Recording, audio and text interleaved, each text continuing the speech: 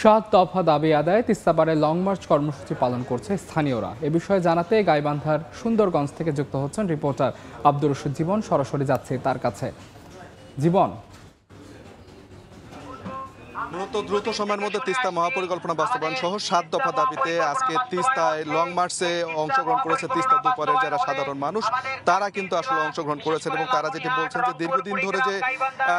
উন্নয়ন বঞ্চনায় এই উত্তরবঙ্গের মানুষের তার সেইটার বড় শিকার হচ্ছে এই তিস্তা পাড়ের বাসিন্দা যারা রয়েছেন। তারা বলছেন যে দীর্ঘদিন ধরে যে তিস্তা রয়েছে এই তিস্তার ভাঙ্গনে তাদের আসলে বাড়িঘর বিলীন হয়ে যায়, তিস্তার ভাঙ্গনে তারা তাদের যে বসত বাড়ি সেটি তারা আসলে হারিয়ে ফেলেছেন এবং দীর্ঘদিন এই হারানোর ফলে তারা আসলে এক প্রকার নিঃস্ব হয়ে গেছেন এবং সেই কারণে তারা আজকে লং মার্চে দাঁড়িয়েছে। তাদের দাবি হচ্ছে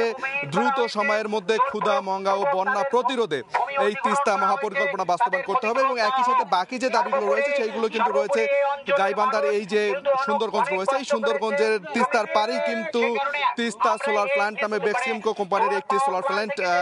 রয়েছে এবং সেটিতে নানা রকম অনিয়ম রয়েছে। এই অনিয়মগুলোর অভিযোগ তুলেও কিন্তু তারা আজকে এই লং মার্চে দাঁড়িয়েছেন। তারা যেটি বলছেন যে বেক্সিমকো পাওয়ার কোম্পানি কর্তৃক নির্মিত এই যে পাওয়ার প্ল্যান্ট সেটিতে অনেক অস্বচ্ছতা রয়েছে এবং এই স্বচ্ছতা জবাবদিহিতার আওতায় আনার কারণেই তারা আওতায় আনার দাবিতেই তারা কিন্তু আজকে এই লং মার্চে দাঁড়িয়েছেন এবং তারা যেটি বলছেন যে প্রকল্পের এই যে বেক্সিমকোর যে তিস্তা পাওয়ার প্ল্যান্ট এটির যে প্রকল্প, এই প্রকল্পের যে জমি অধিগ্রহণ করা হয়েছে সেটিও কিন্তু এক প্রকার মানুষকে জিম্মি করে জোর করে কিন্তু এই তিস্তা পাওয়ার প্ল্যান্টের জমি তারা আসলে অধিগ্রহণ করেছিলেন এবং একই সাথে মানুষকে জিম্মি করে মানুষকে একে অস্ত্রের মুখে দাঁড় করে তারা আসলে এই জমিগুলো দখল করে এখানে পাওয়ার প্ল্যান্ট করেছেন এবং তারা যেটি বলছেন যে এই পাওয়ার প্ল্যান্টের যে স্বচ্ছতা সেটি নিরূপণ করতে হবে এবং রাষ্ট্র যেন সেটি করে। বর্তমান সরকার যেন এই বেক্সিমকো পাওয়ার প্ল্যান্ট যেটি রয়েছে তিস্তা পাওয়ার প্ল্যান্ট নামে সেটিকে যেন জবাবদিহিতার আওতায় আনা হয় সেটি তারা বলছেন এবং তারা বলছেন যে দীর্ঘদিন ধরে তিস্তা পাড়ের মানুষ, বিশেষ করে রংপুরের কথা যদি বলি, রংপুর বিভাগের নীলফামারী, লালমনিরহাট, কুড়িগ্রাম, গাইবান্ধা সহ 5টি জেলার 12টি উপজেলা কিন্তু আসলে তিস্তা বিধৌত উপজেলা এবং এই 5 উপজেলার প্রায় 2 লাখ